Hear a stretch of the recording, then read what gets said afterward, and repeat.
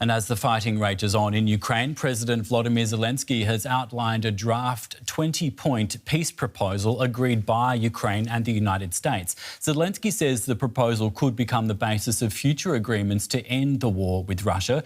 Let's take a look at the proposal's main points. The first, that Ukraine's sovereignty will be reaffirmed. Russia and Ukraine will sign a non-aggression agreement. The US, NATO and European countries will provide Ukraine with security guarantees that mirror Article 5 of NATO's Mutual Defence Clause. Ukraine will maintain its armed forces at their present strength of 800,000 personnel. However, there was no agreement between Ukraine and the US on one major issue, and that is of territorial arrangements between Ukraine and Russia. For more on this, we can speak to Andras Racz. He's a Russia analyst with the German Council on Foreign Relations and joins me today from Budapest. Welcome to you. Now, just tell us, what's your assessment of this latest version of the plan? Is it a breakthrough or is it another list of talking points?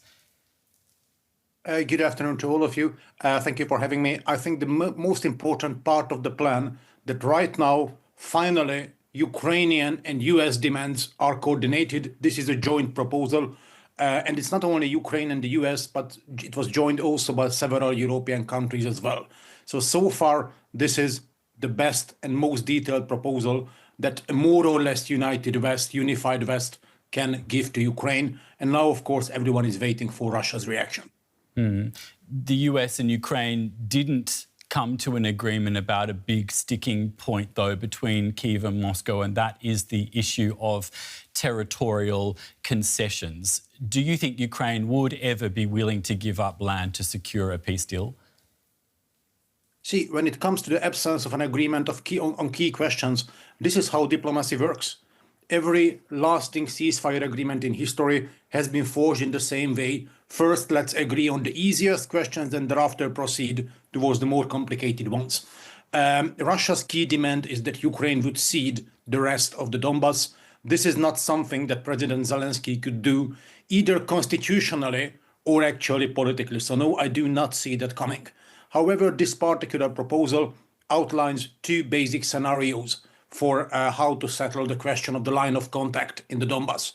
Option number one, that's Ukraine's plan A, is to stop the front line where it is. So the front line would be transformed to some kind of a contact line, meaning no more territory ceded, however, no territory returned either. If that one would be unacceptable, there is kind of a plan B, a US proposal, transforming the line of contact into some kind of an free economic zone. It's not really detailed. But still, for Ukraine, freezing the front line where it is would actually be already good enough. And there is actually one more point of the agreement which is not settled yet, namely the status of the Zaporizhia nuclear power plant and the territories adjacent to it. Because the power plant is right now defunct, and the sides need to agree about how to manage it, how to restore it, and once restored, how to share the electricity generated. This is also a question mark. OK. You were talking a bit earlier about how encouraging it was that this is a joint proposal from the US and Ukraine and various other European countries. Now, everyone is turning to Russia. How do you think Russia is going to react to this latest proposal? Unfortunately, I'm pessimistic, I have to say. Russia demonstrated no willingness even for a Christmas truce, some kind of a Christmas ceasefire.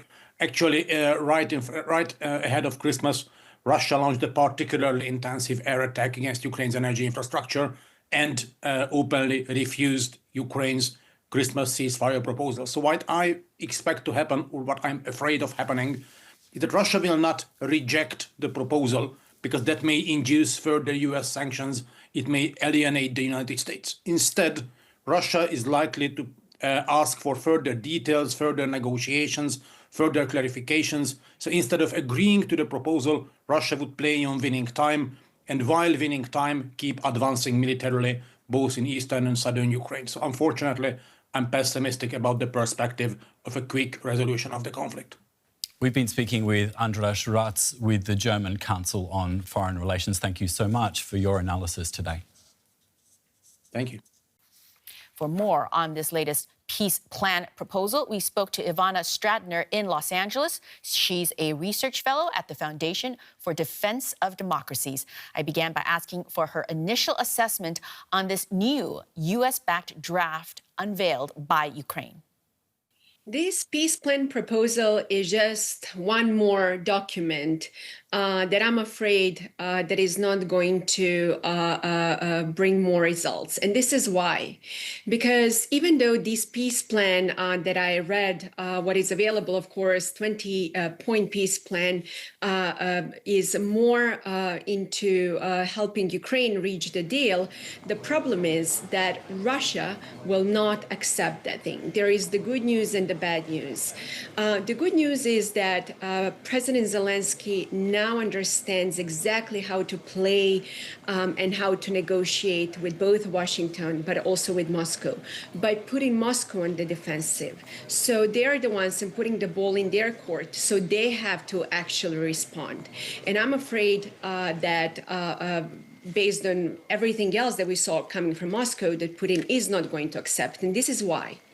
Number one thing is for security guarantees. Putin has been candid about his desire not only to subjugate Ukraine, but also to move to other places, including the Baltic states, et cetera, et cetera. So on one side, he's not so worried about security guarantees because he has already been testing NATO by drone incursions, sabotage activities, and he saw how NATO responded. So make no mistake, even if such guarantees are in place, he will be willing and ready to cross those red lines. When it comes to concessions, territory concessions, this is extremely important. Putin is playing a long game, and we have to understand that he will be willing to accept anything right now because he needs more time to replenish his military, to reposition, and to continue. This is putting a very uncomfortable situation on Ukraine by trying to make concessions on territory, something that will not bode well for many people in Ukraine. Zelenskyy, of course, Zelenskyy needs to make certain concessions, but those concessions are very dangerous because those territories, some of those territories are not even yet under Russian control. Right. And that's extremely important to understand. Now, this new plan, as you've been talking about, doesn't address that big sticking point between Kyiv and Moscow about the territorial concessions, and he will control, the Zaporizhzhia power plant. You've said just now that Zelenskyy will never give up that land. He constitutionally can't, from what I understand.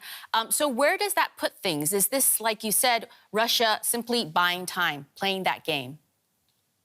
Absolutely. Every time when there is a new proposal, and this is not the first one, media pays attention to all those tiny details. We have to zoom out and to see the big picture. The big picture for Vladimir Putin is not to stop at Ukraine.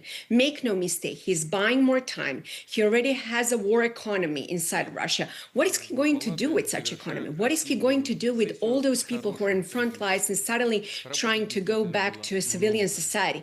It will be very difficult. So we have to understand that thing. The third point is that Putin wants to establish so-called a new multipolar order with Russia, China, Iran, and North Korea. And I understand that for many analysts in the West, this sounds like a wishful thinking. But think about this.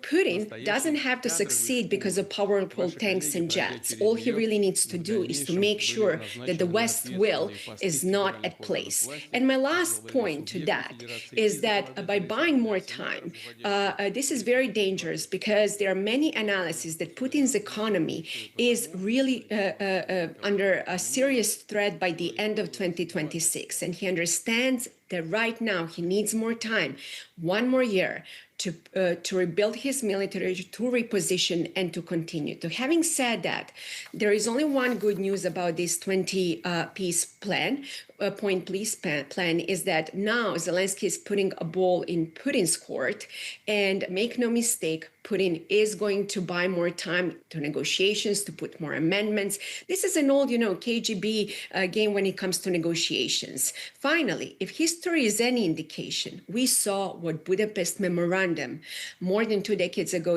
what it had done. We already saw that Putin violated every agreement with Ukraine so far. And why would he honor such promise in 2025 or 2026? I really don't see any incentive. And what should we do? Look, it's past time to stop admiring problems. We have to do something about that. The only way that Putin is going to stop this war is if he understands only the language of power, which means more weapons to Ukraine, to put Russia on the defensive, and more severe sanctions.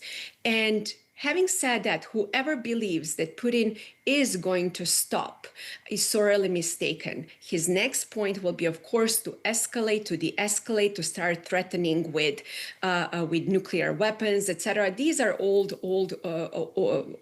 KGB games.